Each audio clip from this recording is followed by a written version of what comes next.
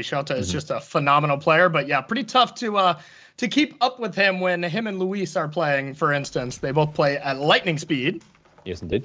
And it's just incredible to see the way that this bloke plays, because we can all play quickly, but it's another skill indeed to play quickly and well.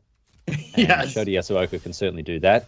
Interesting to see that he's playing Naya this time around, because Corey, he's someone who is very well known for his love of blue-based control decks.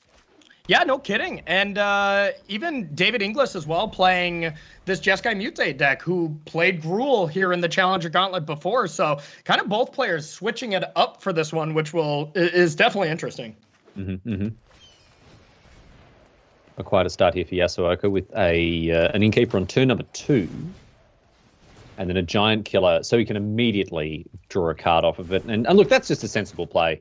Make sure you get your value off of the 1/1. He could have played it on turn number 1. Obviously saw a way to get a bit of extra value from the Innkeeper, and even though it's dying, hey, he's still got his card off of it. Still got a card replaced. Yep, absolutely. Just shows the power of that card. And I'm pretty shocked, Riley, that we have not seen more Edgewall Innkeeper decks, right? Like it is on the lower end of popularity, kind of in both gauntlets. I think a lot of players were really prepared to deal with Edgewall Innkeeper and Lovestruck Beasts a large percentage of the tournament. 50% of the decks or something is what a lot of teams that I talked to were expecting, and it was not even close to that. So really interesting to see all these decks that were really prepared for those decks having to deal with all the other stuff. So David Inglis with a expressive iteration there. Continues to eat his land drops. That is a classic tool used by any blue-red control deck. Or is it just control decks that are playing expressive iteration? It is a slower card. I don't see it in a bunch of, it's not really a mid-range or an aggro card, really, is it? Like more of a control-y kind of, maybe a tempo-y kind of card. Yeah, we don't see it in hyper-aggressive decks, but then again, we don't really see hyper-aggressive blue-red decks at all right now. So you pretty much see expressive iteration in every other deck. We saw it in Is It Dragons, which was more of a Tepo-orientated deck. Yeah. We definitely see it in these Jeskai Mutate decks, which I would consider more of a control deck, even though it does have this flashy combo that you can consider a combo as well. But really, I think expressive iteration is just one of the best cards, and if you're blue and red, you play it. I think I'd need a very good reason to not play that card. Prismari Command is going to shock and make a treasure token. This is going to turn on those fire prophecies and whatnot in hand, so we can still get some value off of them. David Inglis determined to make sure that he manages Yasuoka's board. And look at this, Yasuoka really keeping the cards flowing with these Innkeepers. Yeah, that's what you want to be starting off with these adventure decks, is just draw multiple cards every single turn. It's, how you can keep up with cards like End of the Story from Rogues and how you can compete with that power level. And when you draw a lot of Edgewall Innkeepers against a deck that's trying to answer stuff at a one-for-one basis, or let's say Cinderclasm being able to clean up some cards, that's a little bit of a different story, but that is the ideal thing you want to be doing. A pretty juicy, nice pick. Yeah. Juicy couple of hits here from that showdown of the Skalds. We see Mountain into Spike-Filled Hazard here, which can kill that Innkeeper. And I mean, that David Inglis, very fortunate to rip those ones there, because he was looking at another turn with an Innkeeper live. So hitting both of those cards was really useful. I mean, look, I guess if he hit a land, he could have played the Fire Prophecy still with the treasure token, but doesn't need to because of that hazard there. Yeah, look at this, though, too. I am counting Innkeeper number 3 and Innkeeper number 4 for Shota already. The big problem here, though, is we don't see a lot of green, just so many mountains, and Shota's hand is pretty much all green and white, so that is the big problem there, but just Innkeepers galore here.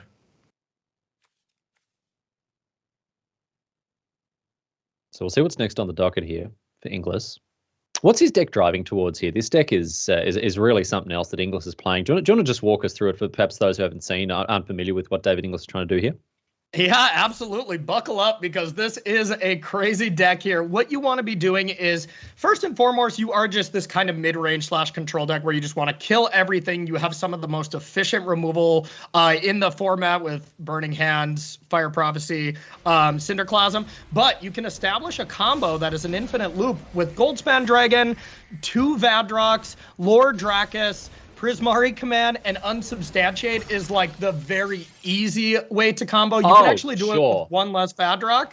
Yeah, that's the easy way, right? Is it? Yeah. Sorry, Corey, let me confirm that the easy way to do that combo is with what, 7 cards, is it? 6, excuse me. One of them can be in your graveyard, so you can cast that throughout. You need a decent amount of mana to be able to make it work, but there is an infinite combo where you just put Vadrock onto a Goldspan Dragon. That gets you a treasure. You cast Prismari Command from your graveyard, get a treasure, deal 2 damage to the Goldspan Dragon, which nets you 2 treasures. So that nets you a total of 2 manas. Then you put the other Mutate card on there. That triggers Vadrock as well. You Prismari Command again. You bring back Unsubstantiate, and with the trigger on the stack where you get a treasure right before you would kill it, then you return it, do it all over again, and you send that Prismari Command 2 damage to the face every other time. It's a very long combo, but we'll see it a little bit here. But for the most part, they're just going to be attacking with Goldspan Dragon, returning Unsubstantiate, making sure you can counter the next spell your opponent's going to play, and then kind of chip shot damage them to death. It's a lot easier than trying to assemble that combo here on Arena. I like your funny words, Magic Man. So this wouldn't be your deck of choice here, Riley? I mean, it's got cards you play at instant speed, so I'm already just out. Out, yes. Yes. Expressive iteration here with some couple of interesting choices here. David Inglis may want to just continue to hit land drops, although if the game is going to go a bit longer, Maze Mind Tome can certainly do some work. Yeah, absolutely. And the one thing we saw from these Naya Adventure decks in the Challenger Gauntlet earlier is they don't really close the game out super fast. Now, we are seeing Goldspan Dragon. This is something that we didn't really see from Sam Pardee at the last tournament. So this has a little bit more of closing power. But for the most part, you are not a fast deck. You're a deck that just never runs out of steam. You're either casting adventure creatures, drawing a bunch of cards, or you're just chaining Showdown of the Skalds and making sure you never run out of value. And, if that's the case, David can just kill a bunch of things and draw a bunch of cards and eventually combo off. Yeah, who wore it better when it comes to just killing things and drawing cards here? Yeah, no kidding. I mean, both decks can do it, right? Giant Killer's really good. Obviously, Bone Crusher Giant has been... I mean, is it the best removal spell in the format, given that it's a 4/3? It is rendered. It's rendered 2 toughness creatures. How do we put it diplomatically? Optimistic in standard, I would say. That's a great word. Yeah. Yeah, and Giant Killer takes care of the top end. Yep, and being able to have that distinction from these Naya Adventure decks where, let's say, if Shota's going to play against a Winota deck, that's exactly what's going to happen, Riley, is he's going to transform into the control deck. But in this matchup, we see Shota shift roles and try to be the aggressor against a slower, more controlling deck. And that's just the power of these Naya Adventure decks. You're so versatile. You're just able to do 2 different game plans with a really powerful sideboard. And in some cases, you're doing 2 game plans at exactly the same time here as we see aggressive creatures deployed to the board, while also no shortage of cards entering the hand or indeed the exile zone with Showdown of the Skalds here, which is going to continue to make the battlefield more and more threatening for David Inglis. When this Naya deck does its thing, man, it looks good. It looks so good, right? Yeah, I think slamming a dragon into play early, refilling your hand with Edgewall Innkeeper. This deck is a real threat. It really is. And it just really the glue that keeps this whole deck together is Showdown. Still, we've been talking about Drown in the Loch and Into the Story as these top 5 cards in standards. Showdown is up there as well with Goldspan Dragon. So there's no shortage of power from these Naya Adventure decks as well as the Rogues decks. So Bone Crusher Giant and Jasper Ascent are the only things left for Shota Yasooka after that Syndiclasm took care of some of the smaller creatures. That was in response to a Skalds trigger, I believe. It's in the graveyard now. Yep, Showdown was trying to pump that giant killer out of range from a Cinderclasm, so David was kind of forced to throw that out there now. But as it stands, David has just been answering stuff on a one-for-one basis, killing a bunch of creatures with these red removal spells, and not really drawing a bunch of cards back, not really going crazy with this very uncomplicated Goldspan Dragon combo. And we're kind of seeing the hand wither away from David. Well, we look at Shota's hand. That's still a lot of gas, and that Showdown will just refuel after we even cast these other 4 cards. So really looking good here for Shota. As far as I'm concerned, Corey, the only combo that I need with the bloody Goldspan Dragon is hitting the opponent's head with it. The attack all button, eh? It's a 1-card combo. It is Goldspan Dragon and swing until 20 damage done. Simple. Hey, not bad. That will get it done. That will get it done. Kids these days with their 7-card combos. It really, the first time I saw this combo, I was like, excuse me, you do what? Yeah. How? Like, it is very complicated. I'm sorry if I didn't make it clearer, but you know what? It's just not really that clear of a combo. It's a really tricky one, but extremely powerful, and that's why we're seeing, this being one of the top decks here, which is really impressive. I just made a little bet with myself that I would never have to understand how the combo works, because either I'll just concede to it straight away because I get bored as they're doing it, right, when I'm playing, or when I'm commentating, I'm with someone who's much smarter than me, so they can explain it. Now, obviously, that has backfired on me here because I ended up with you instead, but I had hoped. Right. Didn't think that one through, did you? Did not. I did not anticipate the Corey Baumeister pairing, but I'd hope to get away with it. Fire Prophecy going to clear off the board after that. Jesper Sentinel also bites the dust here. So David Inglis, we talked about his ability to keep the board clear, and he's certainly showing us that that's possible. Loots away a Prismari command and finds Vadrock. Double negate? How good's that card going to be? Not very good, and we might even see it fired off right here. Negating a 5/5 is something we haven't really seen in Standard too often, but I don't know how you can really pass this up, especially when you have another one that you can cast this turn as well.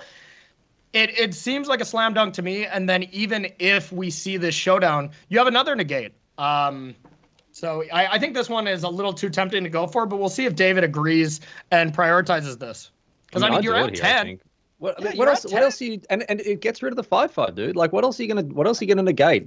You've already seen. No, okay, it doesn't do it. All right. Well, I mean, look, David's a much better player than me, so I'm gonna err on the side of his judgment here. But I would have snapped it off. I guess wanting to draw an extra card with the Maze Mind Tome, holding up the second negate in case there's anything you worried about. I don't know, man. I don't know. Ooh, Goldspan Dragon. I would have been with you. I mean, having one negate lesson here, and all of a sudden, Shota does not have a threat that's a 2-turn clock. I think we probably should have fired that one off, but not the biggest problem. But this Goldspan Dragon was a heck of a draw. That's step number 1. You can do this combo, and you can get some good value stuff going without Goldspan, but Goldspan is what gives you the mana to keep going and to cast other spells. So that is the important one. Ooh, Dragon's Fire here as well. So there's Goldspan Dragon, and it's going to get in there straight away. There's a treasure token that it poops out as well. And in for 4. Oh, there we are. No, uh-oh. Corey, take the wheel, my friend. I'm checking out. I'm going to go and find a muesli bar, my boy, because I'm out of here. All right, we'll see you later. So we get this Vadrock here. Mutate triggers Goldspan's ability here to get another treasure. So even though this card cost 4 mana to mutate, it realistically only costs 2. Then you get that free spell from the graveyard, Burning Hands, to be able to deal with Lovestruck Beast. And now you still got a little bit of mana left over to be able to counter, let's say, Showdown, to be able to deal with Goldspan Dragon, with that Dragon's Fire. So this is definitely what you want to be doing, but we need more to accomplish this combo here than just those 2 pieces. Bone Crusher Giant, the Stomp is also going to resolve. David Inglis, again, showing a lot of discipline with these negates. I don't know exactly what he's holding them for. I guess it must just be a Showdown. Yeah, That's this the card one that he's really worried about. This one I definitely agree with not countering because you only have access to 3 mana. So you know, if you had 4 again, I would be like, absolutely counter that Bone Crusher Giant to be able to deal with it. But you gotta be insulated against not only Goldspan Dragon, but also Showdown this turn.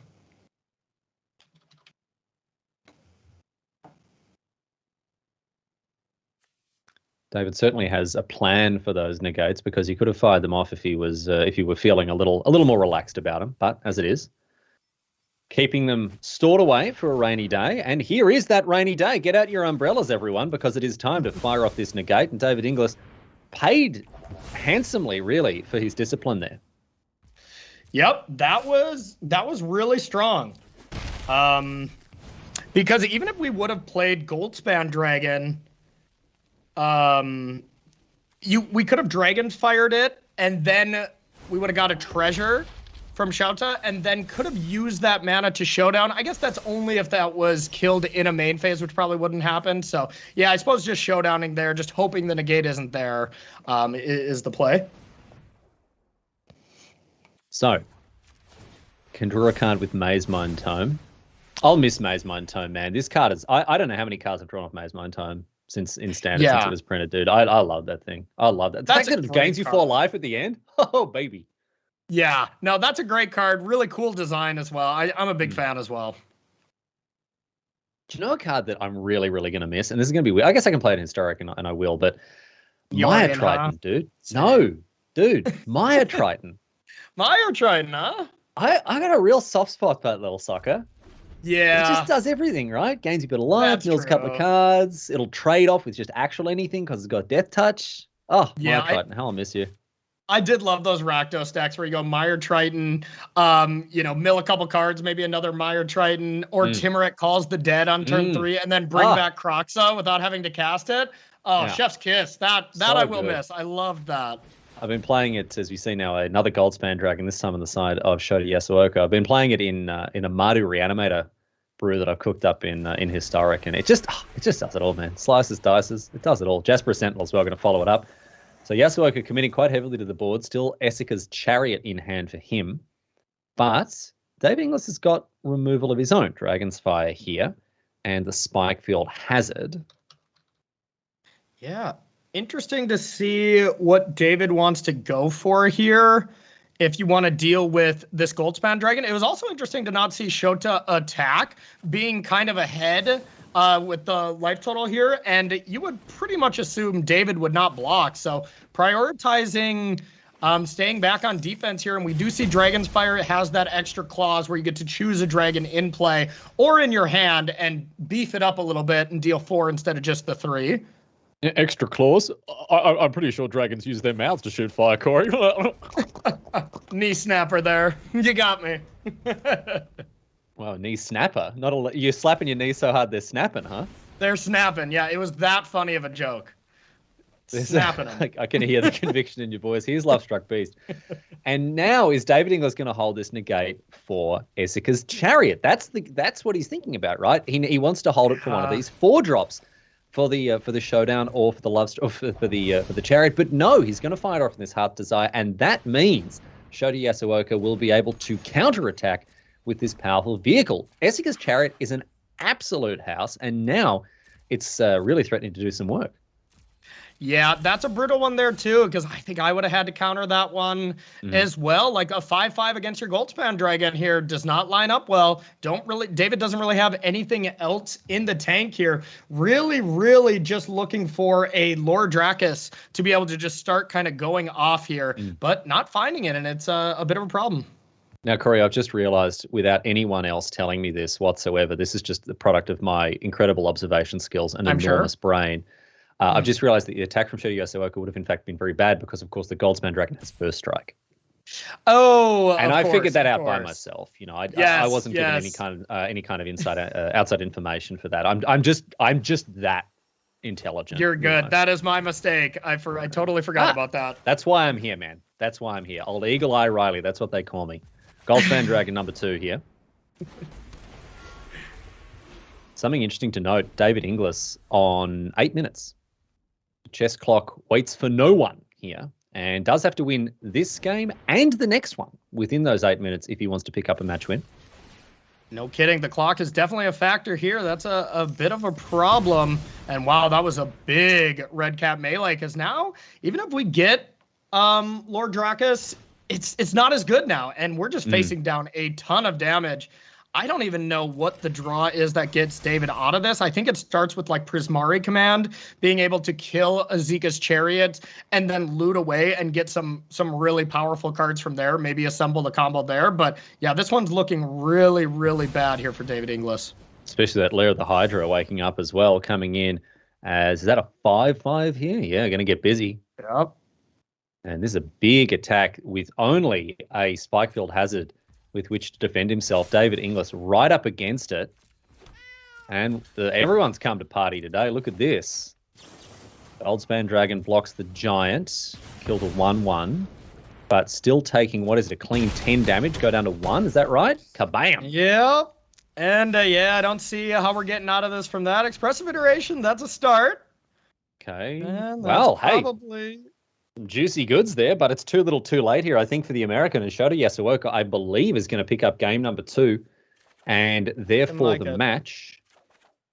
Yeah, even if you were to be able to assemble, you know, a Cinderclasm to clean up all these 2/2s, there's still the creature land, the layer to just be able to clean this up. And that leads to quite the big problem. Yeah, I like this. We're just trying to combo. I don't know if it's actually possible. It definitely starts with Lord Drakus. Okay, well, let's see. Here's the Showdown of the Skalds coming down, still leaving all that mana untapped there, and it's not that. 3 lands and a Spikefield Hazard, you say, and a very disappointed David Inglis goes down 2 games to 0. He put up a very good fight, but hey, going down to the likes of Shota Yasuoka